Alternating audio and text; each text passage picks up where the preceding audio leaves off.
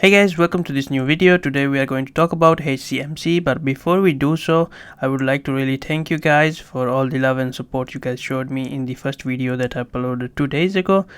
So if you aren't subscribed yet to my channel, you should subscribe and turn on the bell notification so that you get notified every time I upload a video, and leave a like so that other people see this video, as this is how the YouTube algorithm works.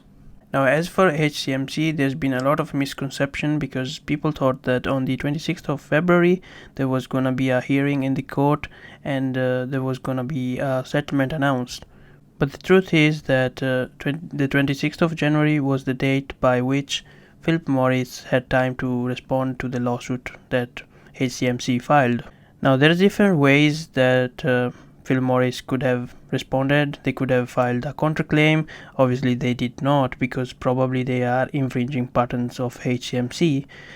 This is why they just filed a motion to dismiss, which is just like a free shot because they don't have anything to lose. So this means the judge now has to decide whether he's gonna dismiss the case based on no evidence, because Philip Morris just said we did not infringe any patent, and they did not give any detail saying why and how, or he's gonna continue the case based on all the evidence that HCMC has provided. Now here's why I think I'm gonna hold my position in this stock. Obviously this is not financial advice, so please do your own research. Now I think because people were led by misinformation and they kept buying before the 26th of February, people expected that on the 26th of February there would be a settlement, but Philip Morris actually just responded to the lawsuit with a motion to dismiss, which basically does not mean anything. People just got panicking and they started selling off their positions.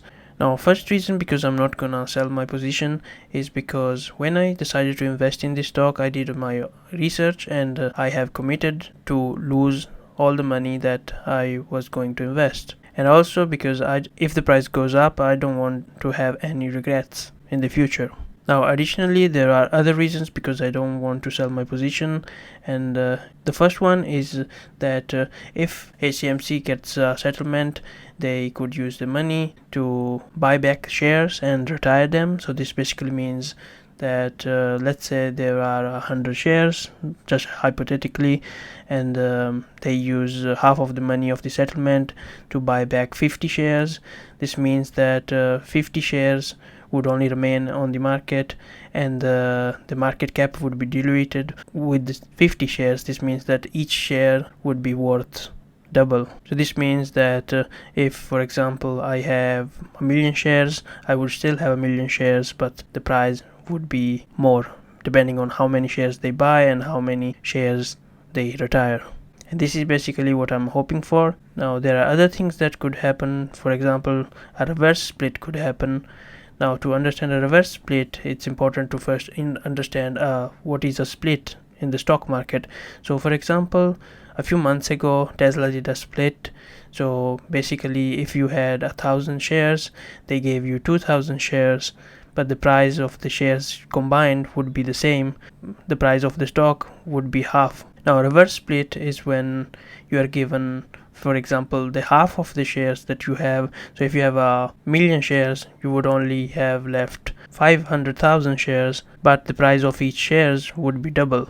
So it's basically the opposite of a split. This is usually done by companies to make look their stock a good stock with a higher price. I think there is also another possibility where Philip Morris, because they have a market cap of 100 billion, they buy out HCMC also because they also work in the tobacco industry, and they have a lot of useful patents. So that would be a good thing for Philip Morris to buy HCMC. I think that is also a good thing because that would also help the price of HCMC to skyrocket. Now, other than people panicking, I think there are other reasons because the price is dropping, and those are, for example, in my opinion, financial institutions are selling off their positions to make the price drop really fast, so that people are afraid of losing money, and they also sell their positions. Then institutions buy back all the shares at a cheaper price so that they can actually have more shares, as they know that this stock is gonna skyrocket in the future. I hope this helped, guys. So if it did, please leave a like for the YouTube algorithm and don't forget to subscribe. I will upload a new video soon, so stay tuned. Thank you. See you another time.